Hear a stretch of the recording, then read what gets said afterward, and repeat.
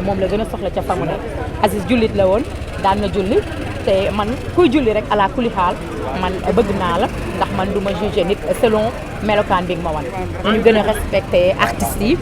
jox leen seen gëdd te xam ne ay doomu aadama lañ ndax yàlla mënoo judd rek mu ne la tey lii ngay doon da ngay judd yàlla ne la lii ngay doon kon tey jii koor bu waay nekk rek président danseur ak jaay sax gerte ci buntu kër gi yàlla moo ko namm ci yow kon nag ci mémoire am ñu ngi ñaan kulli artiste ak kulli jullit sax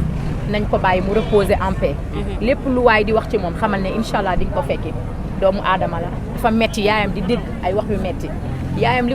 li muy dund rek doy na donc suñ ko boolelee leneen ci doomam day gën a metti ala kulli aal. maa ngi dégg da ngay wax affaire xarit dafa mel ni affaire diggante nawle moo tax ngay wax de maa ngi dégg nga wax xarit dafa kenn wóoratul kenn affaire yooyu.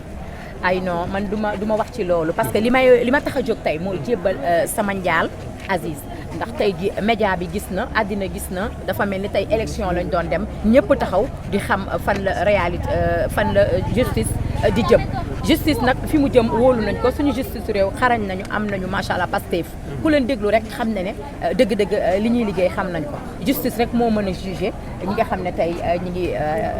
teg nañ leen loxo mais man li may juger sama morom mu jullit ak ki nga xam ne amoon na cofeel ci man ma nekk secrétaire général am association moo ma tax a ñëw tey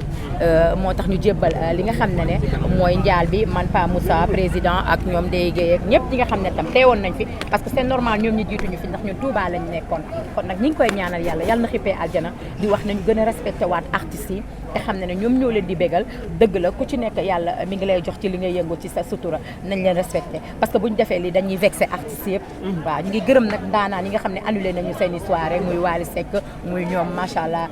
artistes yi nga xam ne daal dëgg-dëgg ay Tarba Mbaye yi nga xam ne bëggoon nañ ko ànd ak moom di ko dooleel Coumba Gawlo ñu ngi koy remercier de passage ndax def na loo xam ne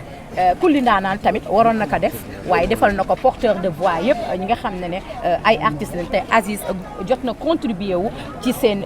liggéey macha allah ba gis nga tout récemment clip yi nga xam ne moo doon xew yëpp ci jamono Aziz moo ko doon joué kon Aziz amoon na talent yàlla defoon na ci moom mu respecté ay magam